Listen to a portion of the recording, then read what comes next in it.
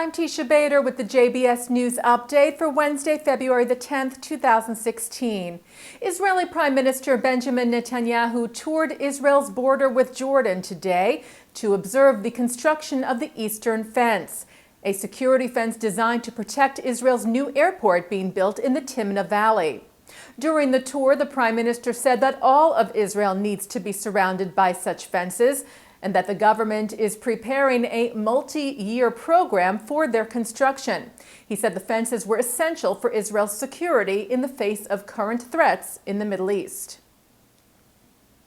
Former Israeli Prime Minister Ehud Olmert had one additional month tagged onto his sentence today.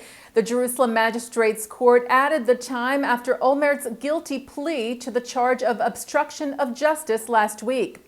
Olmert, who begins serving his prison sentence on Monday, will now do a total of 19 months over his role in the Holy Land real estate corruption scandal.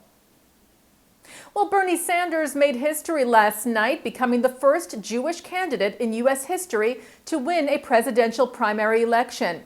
Sanders, who describes himself as a secular Jew and democratic socialist, won the New Hampshire primary last night on the Democratic side. Donald Trump won on the Republican side.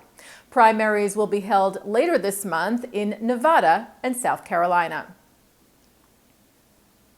A delegation of the Conference of Presidents of Major American Jewish Organizations met this week with Turkish President Recep Tayyip Erdogan in Ankara.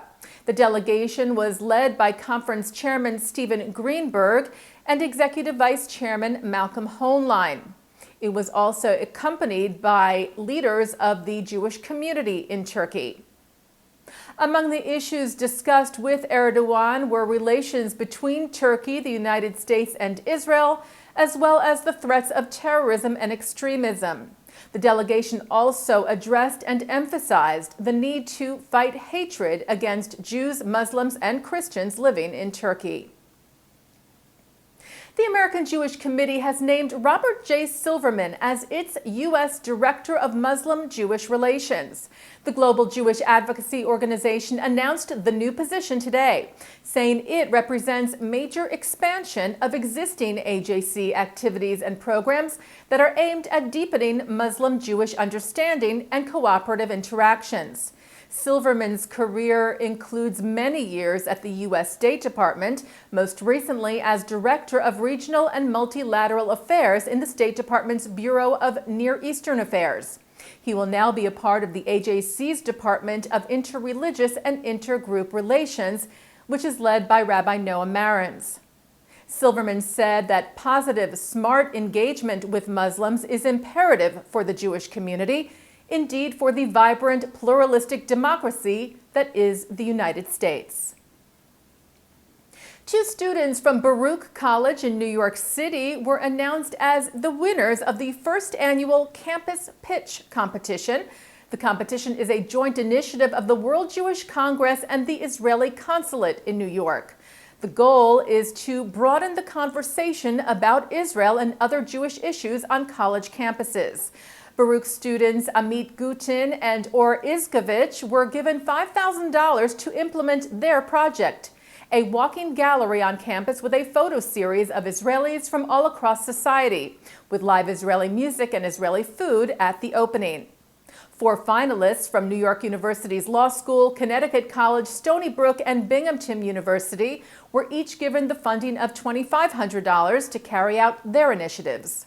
World Jewish Congress CEO Robert Singer said campuses all over the country have been taken over by the dangerous initiatives of those seeking to boycott and delegitimize Israel and Jewish communities.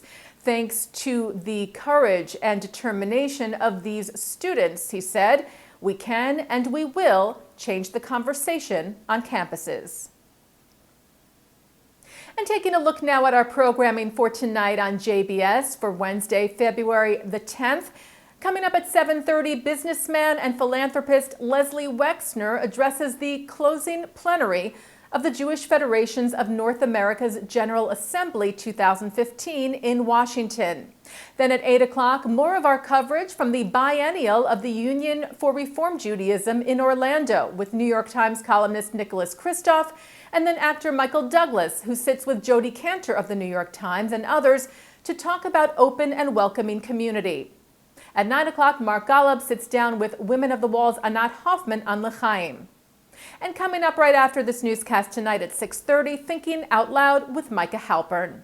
And that's the JBS News Update for Wednesday, February the 10th, 2016. I'm Teisha Bader.